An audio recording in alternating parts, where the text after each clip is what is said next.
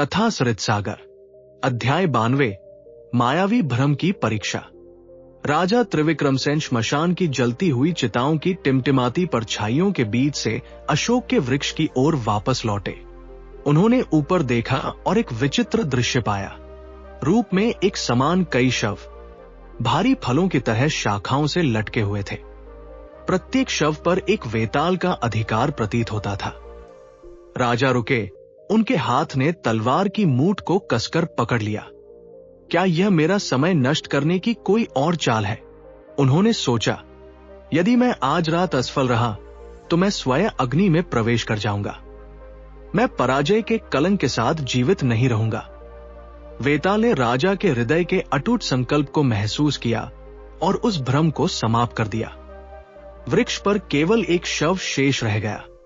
राजा ने उसे नीचे उतारा, अपने कंधे पर रखा और एक बार फिर चल पड़े। राजा, तुम्हारा साहस एक आश्चर्य है, वेताल ने कहा। अब इस कथा को सुनो। उज्जैनी नगरी में, जो इतनी सुंदर थी कि स्वयं भगवान शिव ने उसे अपना निवास स्थान चुना था, देवस्वामी नाम का एक विद्वान ब्राह्मण रहता था। उनके पास बहुत धन था और राजा चंद्रप्रभा का सम्मान भी उन्हें प्राप्त था। उनका चंद्रस्वामी नाम का एक पुत्र था जिसने विज्ञान का अध्ययन किया था, लेकिन उसे जुए का घातक व्यसन हो गया था। एक दिन चंद्रस्वामी एक बड़े जुआ घर में प्रविष्ट हुआ। पासे किसी शिकारी की आंखों की तरह घूम रहे थे, जो असावधान लोगों को पकड़ने की प्रतीक्षा कर रहे थे। कुछ ही घंटों में उस युवक ने अपने वस्त्र, अपना धन और यहां तक कि उधार लिया गया धन भी खो दिया। जब जुआ घर के स्वामी ने भुगतान की मांग की तो चंद्रस्वामी केवल मौन ही रहा। रक्षकों ने उसे तब तक पीटा जब तक कि उसका शरीर नीले निशानों से भर नहीं गया। वह और अधिक मार खाने से बचने के लिए मृत्यु का नाटक करते हुए गतिहीन पड़ा रहा। 2 दिनों के बाद जुआ घर का स्वामी क्रोधित हो गया। इस उत्साहहीन अभागे को एक अंधे कुएं में फेंक दो, उसने अपने आदमियों को आदेश दिया। जुआरी उसे एक दूर के जंगल में ले गए, लेकिन एक पुराने जुआरी को उस पर दया आ गई। ये बालक लगभग मर चुका है, उसने कहा। चलो इसे यहीं छोड़ देते हैं और अपने स्वामी से कह देंगे कि हमने इसे कुएं में फेंक दिया है। वे सहमत हो गए और उसे धूल में छोड़ दिया। चंद्रस्वामी रेंगते हुए पास के शिव मंदिर में पहुंचा। वह परछाइयों में नग्न और टूटा हुआ बैठा रहा, यह सोचकर कि वह कभी अपने पिता का सामना कैसे कर पाएगा। जैसे ही सूर्य अस्त हुआ, एक पाशुपत तपस्वी वहां पहुंचे। ऋषि ने उस युवक का दुख देखा और उसे अपने भिक्षा पात्र से भोजन देने का प्रस्ताव रखा। चंद्रस्वामी झिझका। मैं एक ब्राह्मण हूं, उसने कहा। मैं दूसरे की जूठन कैसे खा सकता हूं? ऋषि मुस्कुराए। उनके पास ऐसी जादुई शक्तियां थी जो वास्तविकता को मोड़ सकती थी। वे अपनी कुटिया में गए और एक गुप्त विद्या का आह्वान किया।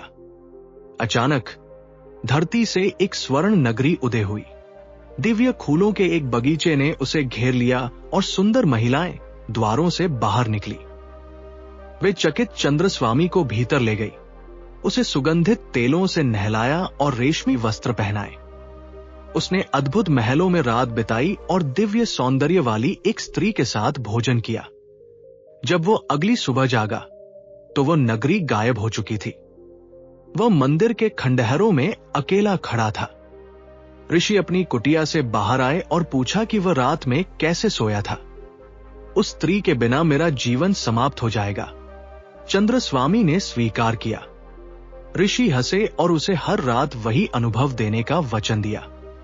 जैसे जैसे सप्ताह बीतते गए, चंद्रस्वामी को ऋषि की जादुई शक्ति का आभास हो गया।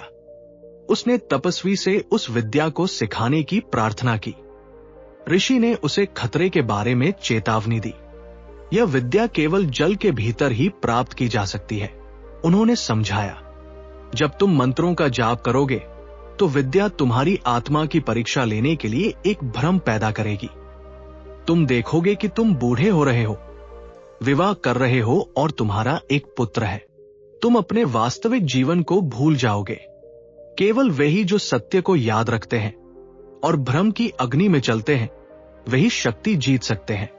यदि तुम असफल रहे तो मैं इस विद्या को हमेशा के लिए खो दूंगा। चंद्रस्वामी ने जिद की कि वह पर्याप्त शक्तिशाली है। ऋषि उसे नदी के किनारे ले गए और मंत्र धीरे से कहा। युवक ने जल में छलांग लगा दी और अनुष्ठान शुरू किया। तुरंत भ्रम ने उसके मन को जकड़ लिया। वह उज्जैनी, ऋषि और जुए को भूल गया। उसने कल्पना की कि उसका जन्म एक दूर के शहर में एक ब्राह्मण के पुत्र के रूप में हुआ है। वह बड़ा हुआ, एक सुंदर स्त्री से विवाह किया और उसे एक पुत्र प्राप्त हुआ। उसने अपने परिवार के प्रेम और अपनी जिम्मेदारियों के बोझ से बंधा हुआ एक पूर्ण जीवन जिया। नदी के किनारे ऋषि ने अपने शिष्य को जगाने के लिए अपनी शक्ति का उपयोग किया। भ्रम की गहराई में चंद्रस्वामी ने स्मृति की एक अचानक चमक महसूस की। उसे ऋषि और परीक्षा याद आई। वह जानता था कि उसका परिवार और उसका जीवन केवल छाया मात्र थे। उसने एक चिता देखी और जान गया कि जादू को तोड़ने के लिए उसे लपटों में प्रवेश करना होगा। लेकिन उसकी पत्नी उसके चरणों में रोने लगी और उसके बच्चे अपने पिता के लिए चिल्लाने लगे।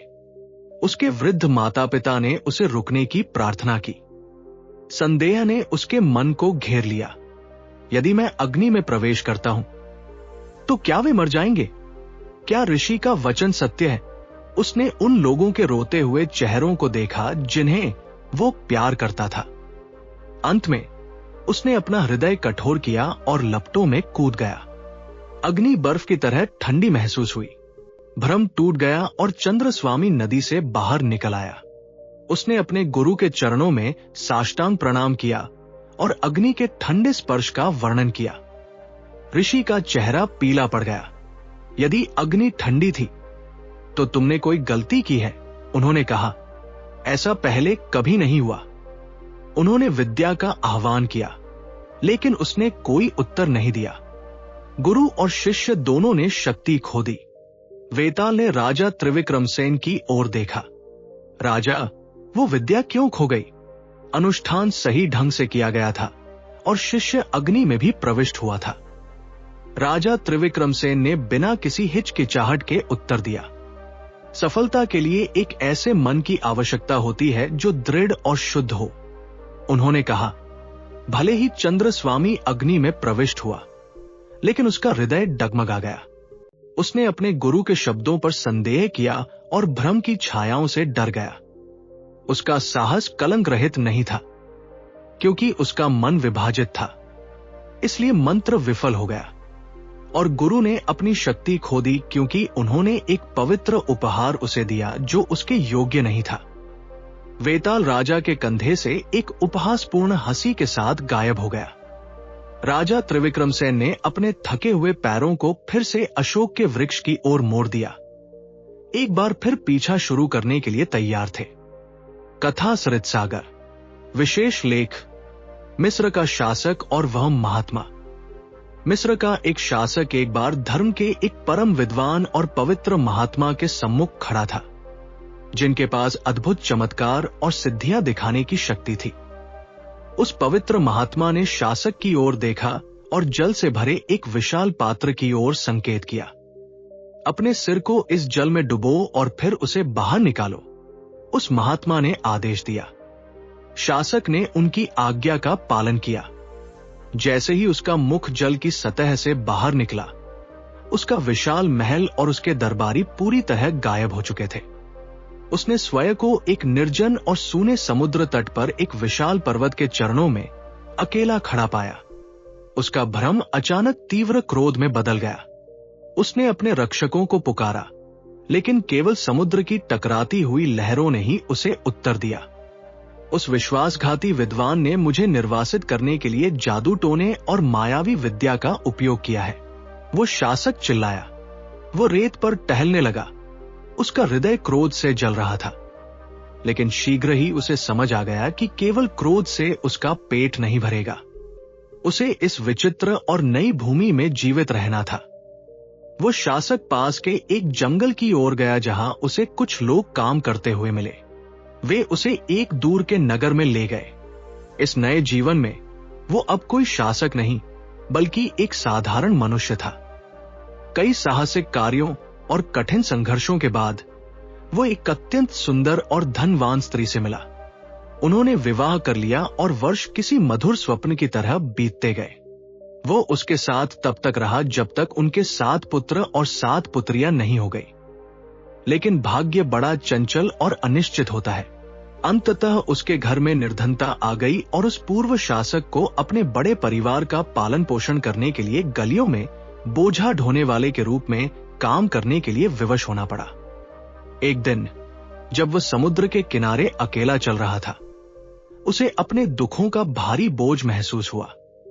उसने एक शासक के रूप में अपने पिछले जीवन को याद किया और उसकी तुलना अपने वर्तमान संघर्षों से की। भक्ति और श्रद्धा की एक अचानक लहर उसके भीतर दौड़ गई। उसने अपनी प्रार्थना करने से पहले समुद्र में स्वयं को स्वच्छ करने का निर्णय लिया। उसने अपने वस्त्र उतार दिए और ठंडे जल में डुबकी लगा दी। जैसे ही उसने समुद्र से अपना सिर उठाया, संसार एक बार फिर पूरी तरह बदल गया। अब वह किसी सुनसान तट पर नहीं था। वो अपने राजमहल में खड़ा था और उसका सिर जल के उस पात्र से बाहर निकल रहा था। उसके सभासद उसके चारों ओर खड़े थे और उनके चेहरों पर वही भाव बने हुए थे जो कुछ क्षण पहले थे। वो महात्मा उसके पास खड़े थे और उनके होठों पर एक शांत मुस्कान थी। वो शासक अपने गुरु की ओर झपटा और उसका स्वर क्रोध से कांप रहा था। आपने मेरे साथ विश्वासघात किया है, वो गरजा। आपने मुझे दशकों तक दुख और दास्ता के जीवन में भेज दिया। वो महात्मा बिल्कुल भी विचलित नहीं हुए। तुम्हारा वो अनुभव केवल एक स्वप्न मात्र था। उन्होंने धीरे से कहा, तुम इस स्थान से तनिक भी नहीं हिले हो। तुमने केवल अपना सिर जल में डुबोया था और उसे फिर से बाहर निकाल लिया। वो शासक स्तब्ध होकर मौन खड़ा रहा, जबकि उसके 14 बच्चों और वर्षों के कठिन परिश्रम की स्मृतियां अब भी उसके मन में स्पष्ट थी और पूरा दरबार आश्चर्य से देख रहा था। दोस्तों, अगर आपको ये कहानी पसंद आई हो तो इस वीडियो को लाइक करें, चैनल को जरूर सब्सक्राइब करें। धन्यवाद।